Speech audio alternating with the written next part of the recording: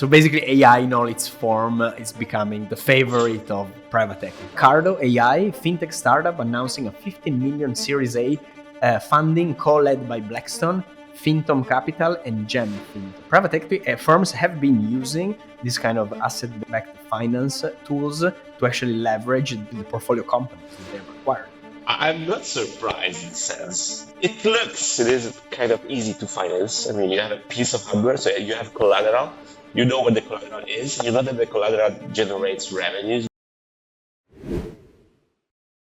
Let's go in order. So starting from Cardo AI, fintech startup announcing a 15 million Series A funding co-led by Blackstone, FINTOP Capital, and GEM FinTop. So super interesting deal, I would say. So for the listeners, Cardo AI is working for the next generation asset-based finance and private credit technology. So they're really catering that part of the private markets, basically working on lending and helping the digitization and the fact of making all the old practices, which are old and clunky, of course, obsolete through technology. Italian founders, both I believe studied in Bocconi, so super sort of ingrained into Italy, and then of course they have like a branch also in the US. And starting with this round, basically the idea is to expand toward the US in particular. So great story for sure. What is your take? No, I agree with you. That is one of those examples of Italian startups starting from Italy, maybe taking a little bit of money. For example, in this case, from Zest, the accelerator based in Turin and Rome, and then skipping the Italian market altogether. They raised a seed round from Fasanara Capital a few years ago, and today we have this very interesting international round, Series A, um, uh, with an American, North American traction, so United States, and super interesting.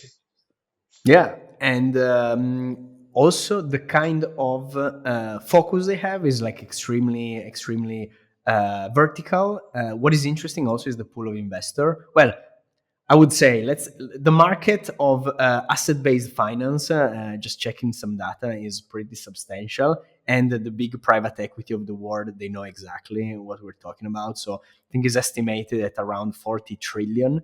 And it's really interesting because private equity firms have been using this kind of asset-backed finance tools to actually leverage basically the portfolio companies that they've acquired. So there is a lot going on in the market with a substantial investor way bigger than what's happening in the venture. So that's the market is particularly interesting for sure. Yeah, I mean, huge names starting from Blackstone Innovation. So Blackstone, one of the biggest, of course, private equity firm. Essentially, basically, the Blackstone Innovation part is the tech side of Blackstone. FinTop Capital, also US based. They have about they have about $1 billion under management through 5 funds, and basically focusing on B2B service, SaaS. And then GEM FinTop, which is their own fund, which focuses on bank tech deals. So interesting players, very international and very investor capable of making the company scale really fast. So Nice. one thing that is interesting is also the fact that there's been like a very interesting connection on multiple phases between AI and Blackstone.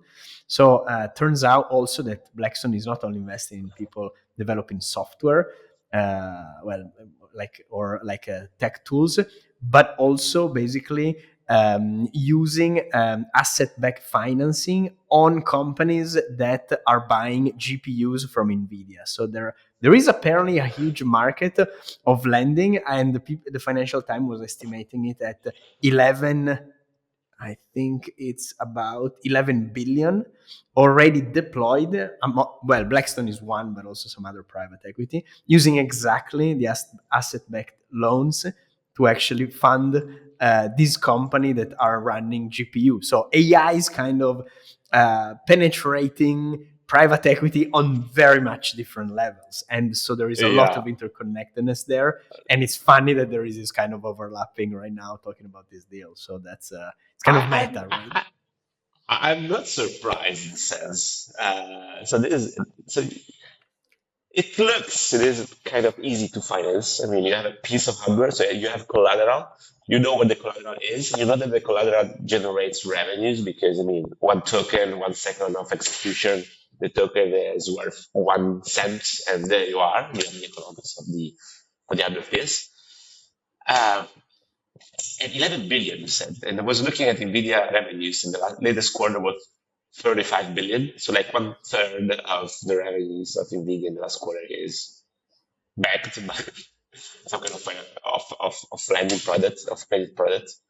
That's super interesting. It's absolutely super So interesting. basically, So AI that in makes, its I expect NVIDIA, to become a bank, kind of, in the uh, next 12 months. interesting. Yeah. So basically, AI in all its form is becoming the favorite of private equity. That's the next favorite, essentially. Super It interesting. can be. I mean, I wouldn't be surprised. I mean, if all of that infrastructure, I mean, all those companies saying, yeah, we will deploy billions in energy and data centers. I mean, you finance those things. You don't pay in equity for a data center, 5 billion data center. You use some kind of finance.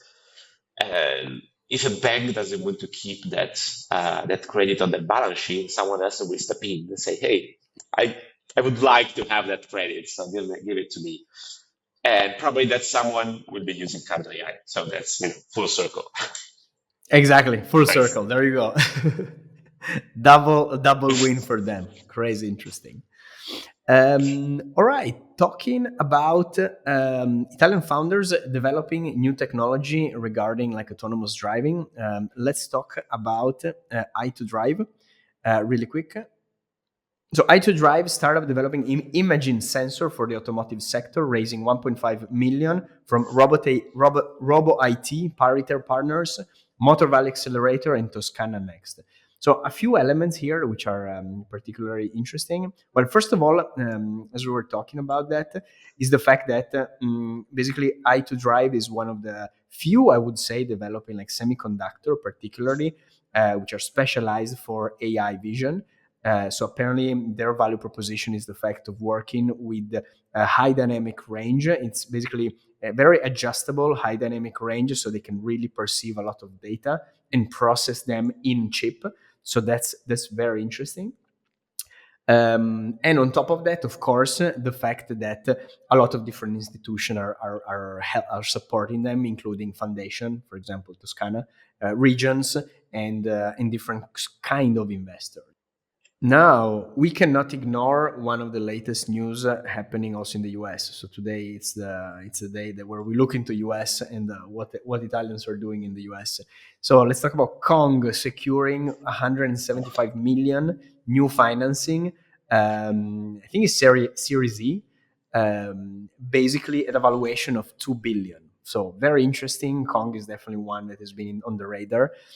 Essentially, they're trying to work on APIs calls, and that's quite a growing market, especially with AI and how people basically interact with different data sources and models. So very well positioned, I would say, and this is definitely reflected both in the valuation and the kind of fundraising they're doing. So definitely kudos to the team.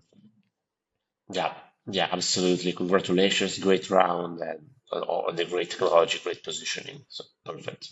I think it's interesting to see CDP VC launching the latest accelerator, Cross Connect. So the Nth accelerator, these guys kind of slowed down finally, but they're still there, like kind of bringing out a new accelerator program. Good for the ecosystem for sure. More capital around, more focalized like people working in the sector. So definitely a good sign, I would say. What is your take, Nick, on the strategy of CDP? Yeah? Well, I knew there was at least the final one coming out, and I couldn't really figure out what was the vertical, and there you are, infrastructure. So it makes sense at the end of the day. It's also matches the new strategy of CDP to be, to be investing at the foundational layer of technology and fundamental technologies that will be helpful for, you know, um, the next era of the economy. So it makes absolute sense. It is interesting that the accelerator will be based out of Catania, the southern part of Italy, where there is a kind of a Catania Valley. They call it in some similar way. There's ST Microelectronics and there are other companies, other tech companies in the area. So it's a good place to be if you're building infrastructure technology, so meaning also hardware and sensors and those kind of technological innovations. So there you are. This is the latest vertical covered by CDP. Beautiful. Mm. In terms, let's talk about acquisition. So Team System acquiring Mascop Cybersecurity. So Mascop Cybersecurity was a portfolio company from Primo, and I know you work closely with the team. So give us some insights.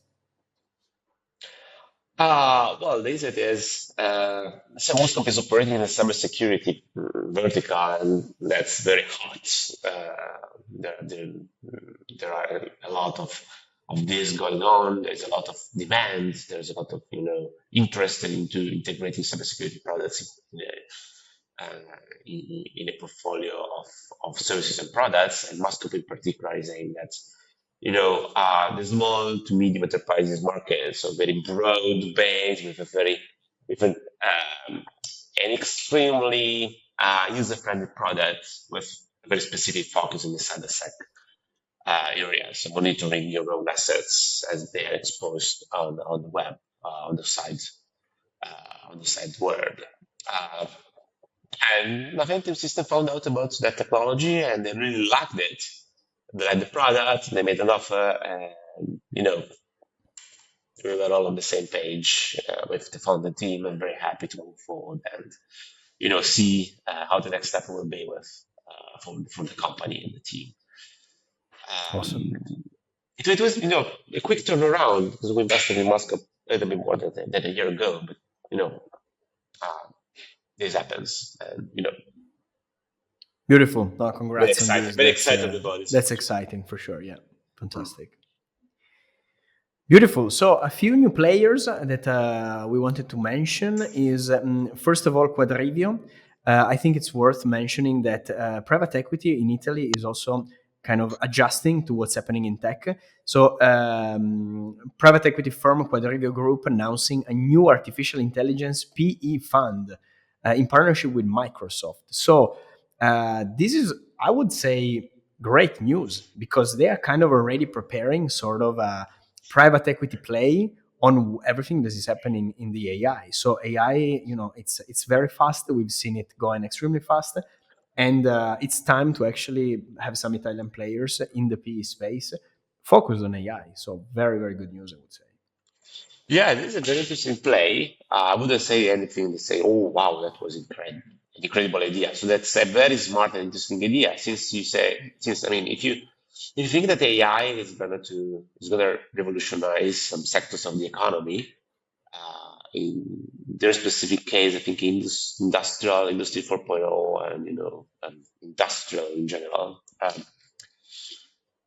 then a good play is to invest in nice companies, and add technology. So the Awesome. partnership with Microsoft is perfect. So you bring the Yeah. capital, Microsoft brings the technology and the knowledge around integrating the technology, and there you are. You take, normal animals and you make them centaurs, or some kind of, magic animal powered by AI. So very Absolutely. interesting play. And in Italy, And we have a very wide market in the industrial sector, but even as SME area. So I'm very curious about it. yeah, very curious to see what are going to be the first deals also, because that's going to also set the tone for how private equity in Italy is gonna move regarding AI. So very interesting. Another smart move is 21 Invest launching essentially their healthcare platform. So it's 21 Invest Healthcare, a PE fund focused on innovative product in the healthcare sector, of course. So 21 Invest has been active for years in the venture capital space. It's becoming like a bigger and bigger firm every year. I know they have different headquarters, Milan, Paris, and Warsaw. So it's quite also a substantial team. So good news also. Healthcare is definitely like one of the hottest verticals moving and one of the biggest markets, and you guys know that as well. So that's really interesting. Yeah, in a sense, you're moving in a they're moving in very similar area to our health tech fund. So that means that the opportunity is there. So they're not the only ones, of course, who saw it. But the market is huge, and there will be a lot of opportunities to do well. So Awesome. All right, so that concludes our episode for this week. Thank you so much, Nick, for joining, and thank you all the listener. Yeah, I'll see you next week then. thank you, Jack. Take care. Ciao, everybody. See you in a week.